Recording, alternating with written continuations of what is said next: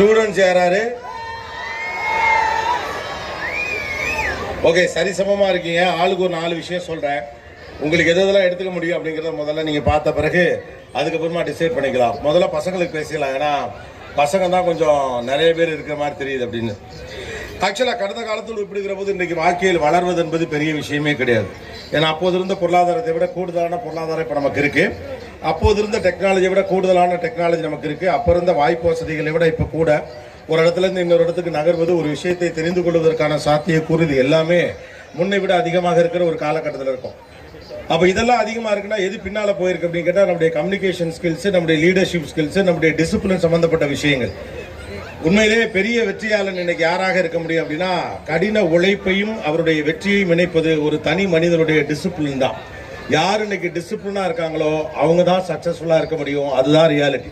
எனக்கு கிடைத்த வாய்ப்பின் அடிப்படையில் நான் சந்தித்த பல தொழிலதிபர்கள், பெரிய பெரிய டெக்னிக்கல் பீப்புள், பெரிய பெரிய அறிவுஜீவிகள் அப்படிங்கிற எல்லார்ட்டையும் காமனாக பார்த்த ஒன்றுனா அவர்கள் செய்யக்கூடிய வேலை மட்டும் அவர்களை உயர்த்தவில்லை. அவர்கள் வைத்திருக்கக்கூடிய குணாம்சங்கள் சில விஷயங்கள் இருக்குல்ல, அதுதான் அவர்களை அடுத்த இடத்திற்கு நகர்த்திட்டு போயிருக்கு. இந்த முதல் முக்கியமான விஷயத்தை எப்போ நம்ம ரிசீவ் பண்ணுறோமோ அப்போ இந்த இளம் வயதில் ஜாலியாக இருக்காது அப்படிங்கிற ஒரு பக்கம் இருக்கு. இந்த வயசுல ஜாலியாக இல்லாமல் அப்புறம் எப்போ தான் இருக்கு. ஆனால் வாட் இஸ் அ ப்ரையாரிட்டி அப்படின்னு அண்டர்ஸ்டாண்ட் பண்ணணும். அதுதான் ரொம்ப முக்கியம். இந்த வயதில் ஒவ்வொரு காலகட்டத்தில் எது எனக்கு மிக முக்கியமானது என்று யாரால் புரிந்து கொள்ள முடிகிறதோ அவர்கள் அந்த காலகட்டத்தை மிகச்சரியாக பயன்படுத்திக் கொள்வார்கள்.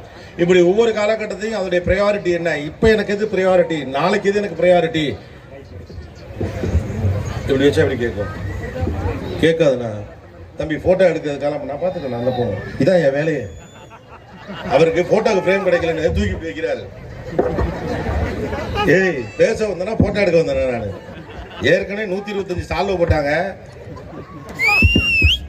போச்சா? அப்ப அந்த மைக்கு யாரு புடுங்கினது?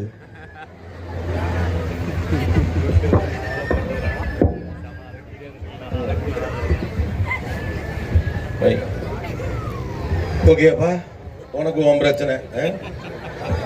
அவருக்கு போட்டோக்கு ஃப்ரேம் கிடைக்கல, மூஞ்சிய மறைக்கன்னு கண்ணை காட்டி விட்டாப்ல உங்களுக்கு யார்கிட்டயோ. பாயிண்ட் போச்சு இப்ப. So first thing is the discipline.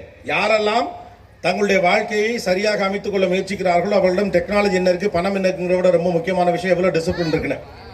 ரெண்டாவதாக நான் உங்ககிட்ட சொல்லி கொண்டிருந்த ஒரு விஷயம் என்ன, யாருக்காவது ஞாபகம் இருக்கா? யாரும் கேட்கல இல்ல, எல்லாம் பூரா பேர் வீடியோ எடுக்கிறோம். இதுல சில பேர்லாம் கடைசி வரைக்கும் அந்த சிவப்பு சுச்சி அமுக்கவே மாட்டாங்க. கை கெடுக்க 1/4 மணி நேரம் பிடிச்சிட்டு வீட்டுல போய் பார்த்தா ஒண்ணு வந்து தொலைஞ்சிருக்காது. எதுக்கு இவ்வளவு கேமரா அப்புறம் இருக்குது? எல்லாரும் இறக்குங்க. இந்த செல்போனை கண்டுபிடிச்சவங்க மட்டும்தான் வெள்ளக்காரன். அதை வச்சுட்டு என்ன பண்ணணும்னு கண்டுபிடிச்சவங்களுக்கு நாம தான். ரயில் முன்னால செல்ஃபி எடுத்து சாவுறது,